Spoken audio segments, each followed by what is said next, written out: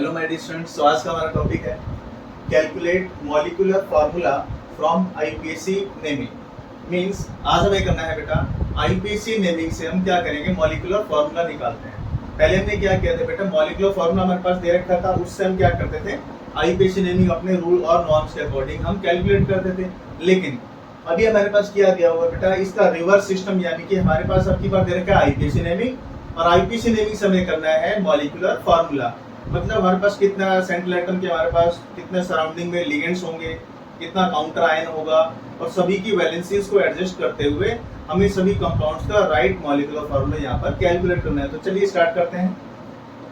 तो पहला हमारे पास बेटा पोटेशियम हेक्सासाइनाइडोफेरेट सेकेंड। तो मैं इसको अगेन राइट कर लेता हूँ, पोटेशियम हेक्सा साइनाइडोफेरेट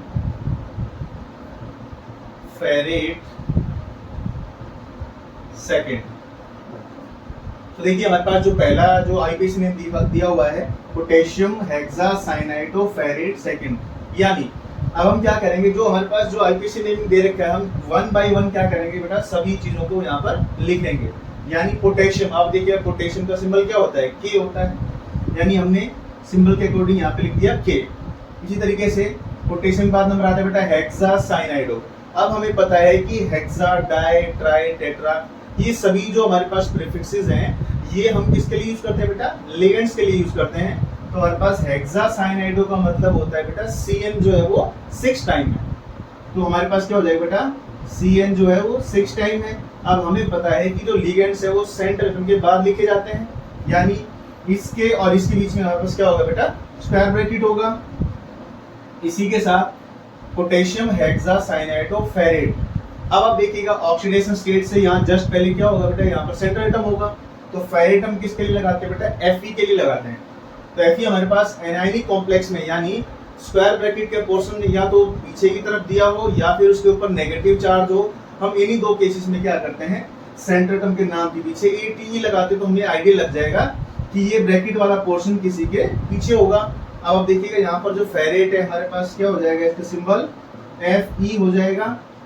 अब यहाँ से आप देखिएगा हम इसके अकॉर्डिंग सभी चीजों को लिख चुके हैं, लेकिन अब हमारे पास जो मेन प्रॉब्लम आती है वो क्या आएगी, यहाँ पर जो ऑक्सीडेशन स्टेट है उसको मेन हमें क्या करना होता है, एडजस्ट करना होता है। अब आप देखिएगा यहाँ से अगर मैं इसका जो चार्ज है, यानी ये जो चार्ज होता है ये क्या होता है, सेंटर एटम का चार्ज होता है। इसको हम अगर x मान लेते हैं, तो यहाँ से अभी जो हमने फॉर्मूला लिखा है इससे हम चेक करते हैं x की वैल्यू कितनी आ रही है। तो पोटेशियम फर्स्ट ग्रुप का एलिमेंट है, जिसका चार्ज कितना आएगा, +1, प्लस Fe का चार्ज कितना है, x, प्लस 6 साइनाइड है, और एक साइनाइड का चार्ज होता है बेटा कितना, -1, और पूरे पे कोई चार्ज नहीं, तो इक्वल्स टू क्या आ जाएगा, 0। इसको हम सिंपलीफाई करेंगे तो यहाँ आएगा 1 + x - 6 = 0। तो x आ जाएगा यहाँ से हमारे पास +6 और -1, यानी कि +5। यानी अब हमने यहाँ से चेक किया कि भाई ऑक्सीडेशन स्टेट जो सेंटर एटम का है वो कितना आना चाहिए, मेरे पास 2 आना चाहिए था, लेकिन हमारा कितना आ रहा है, +5 आ रहा है। इसका मतलब हमारे पास क्या है कि हमने जो वैल्यूज लिखी है इसमें कहीं ना कहीं कुछ ना कुछ करेक्शन है। तो आप देखिएगा मेरे पास हम इसमें कोई करेक्शन नहीं कर सकते हैं, क्योंकि अगर मैं इसको 6 to 5 करता हूँ तो 5 का मतलब पेंटा हो गया, तो नाम चेंज हो गया। इसी तरीके से आयरन के कुछ और लिखेंगे तो वो भी चेंज हो जाएगा। फिर तो हमें क्या करना होगा, मेनली हम किस में चेंजेस करेंगे, हम करेंगे इस काउंटर आयन के अंदर। अब आप देखिएगा इस प्लस की वजह से ये चार्ज क्या आ रहा है, 6 में से माइनस हो जा रहा है।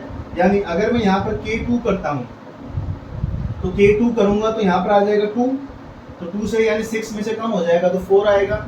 अगर मैं इसको करूंगा 3, तो 3 करने से 6 में से कम हो जाएगा, वो 3 आ जाएगा। इस तरीके से मैं अगर इसको करता हूँ 4, तो यहाँ पर आ जाएगा बेटा +4 + x + 6 × -1 = 0, यानी ये हो जाएगा यहाँ पर 4 + x - 6 = 0। तो x आ जाएगा यहाँ पर हमारे पास +2। यानी हमारे पास अब जो वैलेंसी है हमारी क्या हो जाएगी, एडजस्ट हो जाएगी। तो इसी तरीके से हम क्या कर सकते हैं, K4FeCN6 जो है इस आईपीएसी नेमिंग के लिए हमारे पास क्या हो जाएगा बेटा, मॉलिक्यूलर फार्मूला हो जाएगा। तो चलिए इसको सेकंड पार्ट इसका करके देखते हैं। तो सेकंड पार्ट में हमारे पास दिया हुआ है बेटा यहाँ पर टेट्रा क्लोराइडो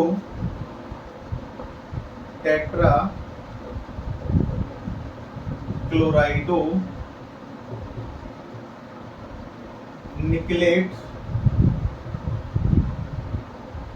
और सेकेंड, यानी टेट्रा क्लोराइडो निकलेट सेकेंड, ये हमने इस आईपीसी को कर लिया है। अब आप देखिएगा यहाँ पर हमारे पास टेट्रा क्लोराइडो निकलेट और सेकेंड। अब आप देखिएगा यहाँ पर हमारे पास दिया हो टेट्रा क्लोराइडो। अब हमने अभी जस्ट डिस्कस किया है कि टेट्रा, डाई, ट्राई, हेक्सा, पेंटा, ये सभी किसके लिए लगता है बेटा? लिगेंड्स के लिए लगता है। तो आप देखिए यहाँ पर मेरे पास टेट्रा क्लोराइडो का मतलब होता है यहाँ पर जो Cl है वो मेरे पास कितने टाइम्स है बेटा? 4 टाइम्स है।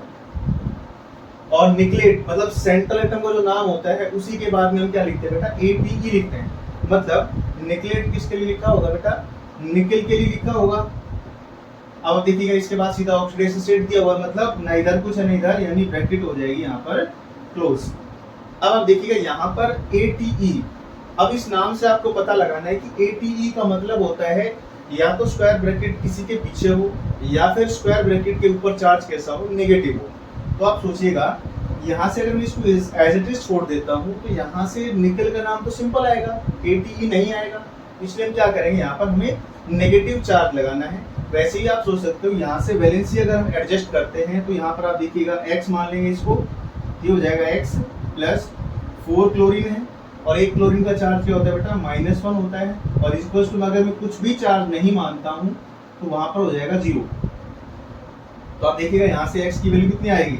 यहाँ से x की वैल्यू आएगी 4, लेकिन आनी चाहिए कितना वैल्यू? 2 आना चाहिए। तो आप देखिएगा अगर आयन लिखा हो तो हमें आइडिया हो जाता है कि ये वन काइंड ऑफ आयन होगा, यानी पॉजिटिव या नेगेटिव। अब नेगेटिव होगा क्योंकि ATE लग रहा है तो नेगेटिव चार्ज होगा। तो अब देखिएगा अगर इसमें 1 नेगेटिव लगा देता हूँ तो इसका मतलब ये हुआ कि मेरे पास 1 नेगेटिव यानी इज इक्वल्स टू में क्या आ गया? -1 आ गया। और इज इक्वल्स टू में -1 आएगा तो ये 4 से क्या हो जाएगा? एक कम हो जाएगा, रिड्यूस हो जाएगा, 3 आ जाएगा। लेकिन आना कितना चाहिए? 2 आना चाहिए। तो हम क्या करेंगे, यहाँ पर 2 लगा देंगे। -2 चार्ज लगाते ही तो हमारे पास क्या हो जाएगा? ये -2 वैल्यू आ जाएगा। और -2 वैल्यू जैसे ही आएगा इज इक्वल्स टू में इधर ये +4 और -2 कितना आ जाएगा? यहाँ से +2 आ जाएगा। यानी हमारे पास ये वैलेंसी क्या हो जाएगी? एडजस्ट हो जाएगी। तो ये फॉर्मूला इसके हमारे पास क्या हो जाएगा? NiCl4 और ऊपर 2 नेगेटिव हो जाएगा। चलिए नेक्स्ट क्वेश्चन करते हैं इस तरीके से।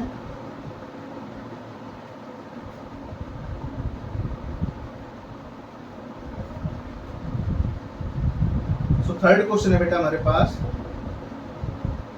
Trace ethane 1,2 diamine cobalt third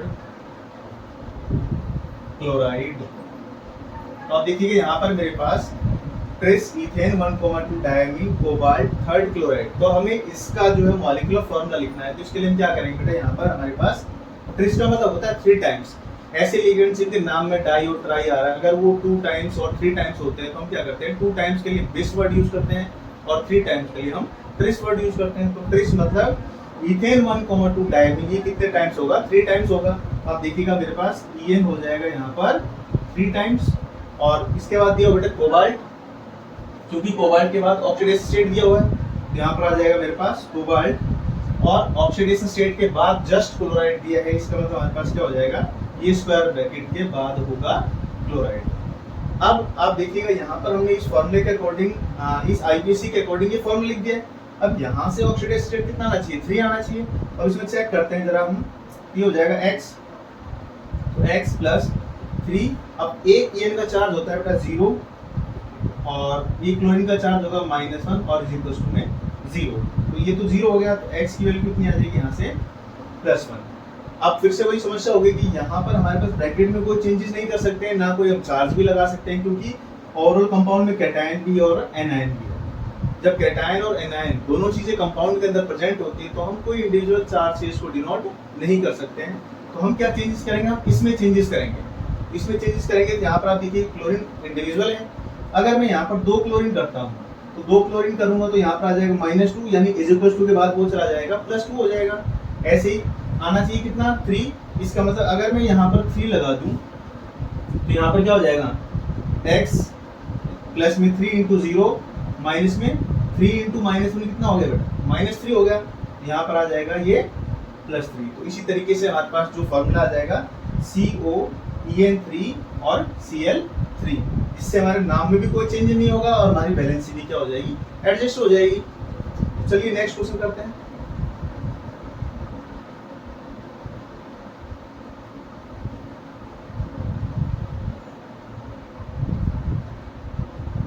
तो फोर्थ क्वेश्चन हमारे पास बेटा, पोटेशियम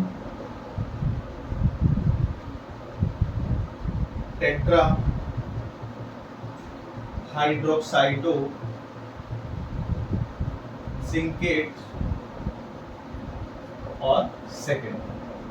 तो अब देखिएगा जो नेक्स्ट कंपाउंड हमारे पास है पोटेशियम टेट्रा हाइड्रोक्साइडो जिंकेट और सेकेंड। तो आप देखिएगा जहां पर हमारे पास सबसे पहले क्या है, पोटेशियम, यानी हमने इसका सिंबल के अकॉर्डिंग लिख दिया इसको पोटेशियम टेट्रा हाइड्रोक्साइडो। इसका मतलब टेट्रा का मतलब क्या है कि लिगेंड्स होंगे, तो अब टेट्रा हाइड्रोक्साइडो OH के लिए लगता है। तो टेट्रा का मतलब हो गया OH कितने टाइम्स हो गया बेटा, 4 टाइम्स हो गया। और जिंकेट यानी ऑक्सीडेशन स्टेट से पहले क्या हो गया, यहाँ पर सेंट्रेटम हो गया। तो जिंकेट का मतलब हो जाएगा यहाँ पर जिंक, और यहाँ पर ब्रैकेट क्लोज कर देंगे। अब यहाँ से हमारे पास चार्ज कितना आना चाहिए, 2 आना चाहिए। तो लेट अस सी कि भाई चार्ज हमारा सेटिस्फाई हो रहा है कि नहीं हो रहा है, x इसको मान लिया जाएगा। पोटेशियम का चार्ज होता है बेटा +1, प्लस में x प्लस 4 हाइड्रोक्साइड है, और एक हाइड्रोक्साइड का चार्ज क्या होता है बेटा, -1 होता है, और इज इक्वल टू क्या आ जाएगा, 0 आ जाएगा यहाँ से। अब देखिएगा यहाँ इसको सॉल्व करेंगे, ये आ जाएगा 1 plus x minus 4 equals to 0, then x will be +3।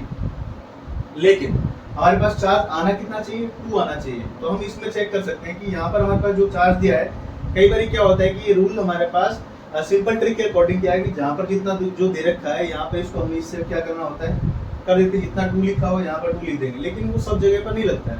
इसलिए क्या करते हैं, अपने वैलेंसी को एडजस्ट करते हैं। अब देखिए हम इसमें कोई चेंजेस नहीं कर पाएंगे। OH को अगर 5 करोगे तो पेंटा हो जाएगा। इसी तरीके से यहाँ ब्रैकेट में कोई चार्ज भी नहीं आप लगा सकते, क्योंकि यहाँ पर कैटायन ये है और एनायन हो जाएगा ये वाला पार्ट। तो हम क्या करेंगे, यहाँ पर जो काउंटर आयन जैसे हमने इसको एडजस्ट किया है, इसको एडजस्ट करके देखते हैं। हमारे पास पोटेशियम अगर 1 है तो यहाँ पर आ रहा है +3। अगर मैं इस पोटेशियम को कर देता हूँ 2, तो यहाँ से कितना आ जाएगा, 2 × 1, यानी ये क्या हो जाएगा मेरे पास 2 हो जाएगा, और ये हो जाएगा मेरे पास 2। तो 2 plus x minus 4 equals to क्या हो जाएगा, 0। x यहाँ से कितना आ जाएगा बेटा, ये -2, और उधर जाने के बाद हो जाएगा ये +2। तो यहाँ पर आ जाएगा इसका चार्ज +2। यानी इस कंपाउंड का जो आईपीसी नेम दिया हुआ है, इसके रिस्पेक्ट में जो फॉर्मूला होगा वो क्या होगा बेटा, K2ZnOH4। इस तरीके से हम क्या कर सकते हैं, इसका मॉलिक्यूलर फॉर्मूला लिख सकते हैं। तो चलिए नेक्स्ट करते हैं।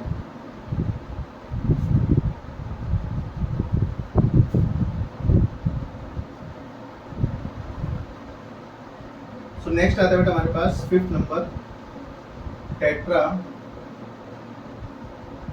कार्बोनिल निकल 0। तो देखिएगा इस तरह का जो कॉम्प्लेक्स है मेरे पास क्या है कि ये इंपॉर्टेंट पार्ट में काउंट होता है। अब देखिएगा यहाँ पर टेट्रा कार्बोनिल, अब कार्बोनिल का मतलब होता है बेटा CO। तो आप देखिएगा CO कितने टाइम्स है, 4 टाइम्स। टेट्रा का मतलब हो गया 4 टाइम्स। अब निकल, निकल हो जाएगा बेटा सेंट्रल एटम। अब आप सोचिएगा कि ये निकलेट नहीं है, यानी चार्ज नेगेटिव नहीं आएगा, यानी हम स्क्वायर ब्रैकेट क्लोज कर देंगे, और चार्ज हमारे पास यानी ऑक्सीडेशन स्टेट या ऑक्सीडेशन नंबर कितना आना चाहिए, 0 आना चाहिए।